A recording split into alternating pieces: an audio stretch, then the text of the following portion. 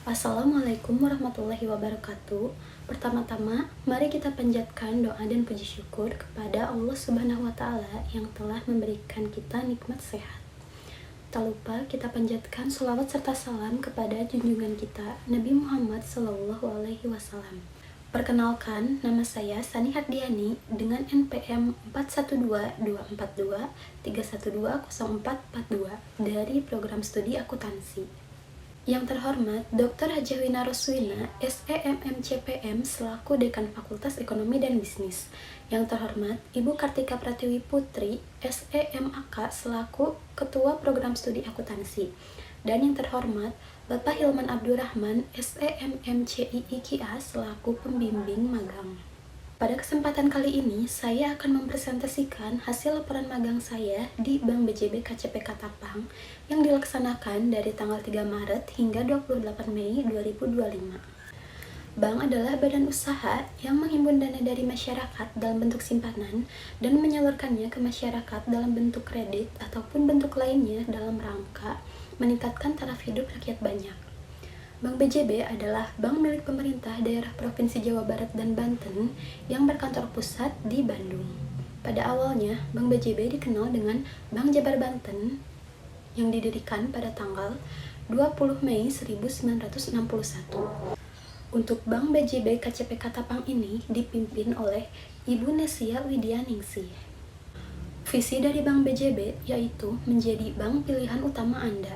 Sedangkan untuk visinya yang pertama yaitu memberikan kontribusi dan berpartisipasi sebagai penggerak dan pendorong laju perekonomian daerah. Yang kedua, menjadi partner utama pemerintah daerah dalam pengelolaan keuangan. Yang ketiga yaitu memberikan layanan terbaik kepada nasabah. Yang keempat yaitu memberikan manfaat terbaik dan berkelanjutan kepada stakeholder. Dan yang terakhir yaitu meningkatkan inklusi keuangan kepada masyarakat melalui digitalisasi perbankan. Kegiatan usaha yang dilakukan oleh Bank BJB yaitu diantaranya yang pertama ada menerima simpanan dalam bentuk tabungan seperti tabunganku ataupun tanda mata, menerima simpanan giro dan simpanan deposito. Yang kedua yaitu memberikan kredit kepada masyarakat seperti kredit guna bakti, kredit KPR ataupun kredit purna bakti dan kredit lainnya. Dan yang terakhir yaitu menerima jasa lainnya seperti transfer uang, clearing, dan pembayaran PBB. Selama magang, saya ditempatkan di bagian back office. Adapun beberapa kegiatan yang saya lakukan selama magang, yang pertama adalah checklist review berkas dokumen. Di sini saya bertanggung jawab untuk memisahkan, memeriksa, dan menyusun dokumen-dokumen persyaratan, dokumen perjanjian, dan dokumen lainnya berdasarkan kelompok yang sudah ditentukan. Jadi, dalam satu berkas debitur itu terdapat 6 sekat yang dinamakan sekat A hingga sekat F. Di sini saya bertanggung jawab untuk memisahkan berdasarkan sekat yang sudah ditentukan menurut Bank BJB. Jika berkas itu sudah disusun, maka saya bertanggung jawab untuk meminta tanda tangan kepada pimpinan KCP Katapang. Namun, jika masih ada berkas yang belum lengkap, maka saya harus memintanya kepada bagian admin back office. Lalu yang kedua ada menyusun surat penyerahan ATM baru. Di sini saya ditugaskan untuk menyesuaikan nomor ATM dengan nomor yang ada pada surat penyerahan. Lalu jika sudah sesuai dimasukkan kepada amplop yang nantinya akan diserahkan kepada nasabah. Dan yang ketiga yaitu membuat daftar nasabah yang sudah lunas dan mengarsipkannya. Di sini saya memisahkan berkas-berkas nasabah yang sudah lunas, kemudian mengambil agunannya yang nantinya akan dikembalikan kepada nasabah itu sendiri. Dan setelah itu saya catat berkas yang sudah lunas itu ke dalam Microsoft Excel.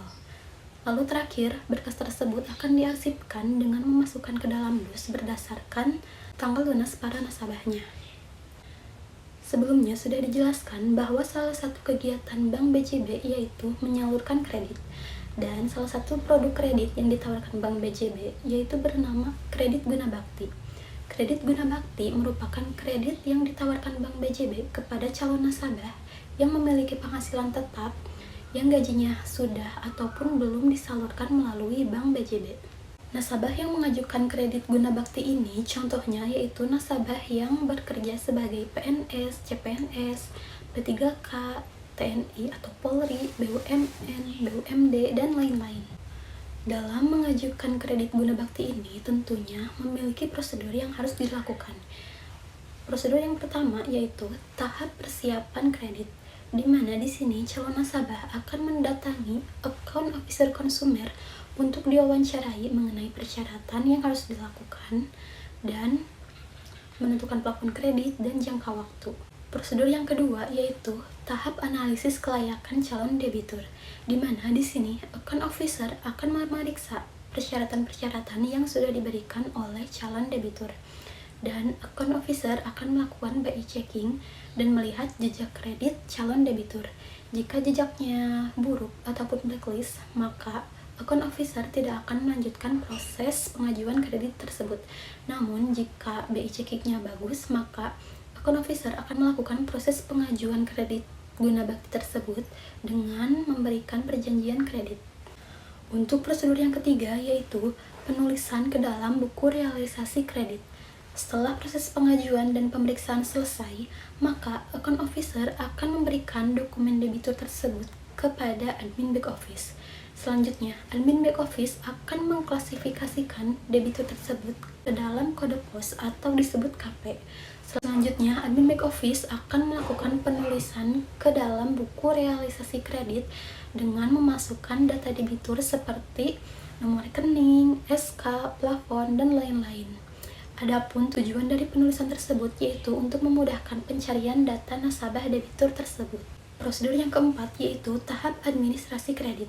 Tahap ini dilakukan secara komputerisasi setelah dilakukannya pemasukan data ke dalam buku realisasi kredit, yang nantinya akan dicetak dokumen berupa akad kredit, perjanjian kredit yang akan ditandatangani oleh nasabah.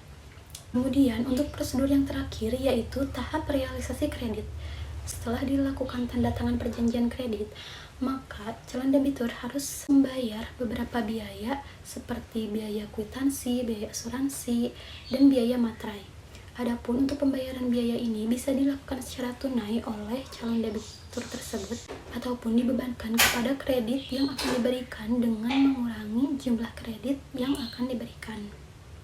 Pada saat dilakukannya akad kredit, calon debitur harus membawa istri atau suami untuk mendatangani perjanjian di atas materai dan juga mendatangani surat penahanan jaminan untuk kredit tersebut. Adapun contoh jaminan yang ditahan yaitu seperti SK terakhir, SK pengangkatan, dan taspen. Setelah semuanya disetujui, maka akan dilakukan pencairan melalui teller. Sekian yang dapat saya sampaikan. Terima kasih. Wassalamualaikum warahmatullahi wabarakatuh.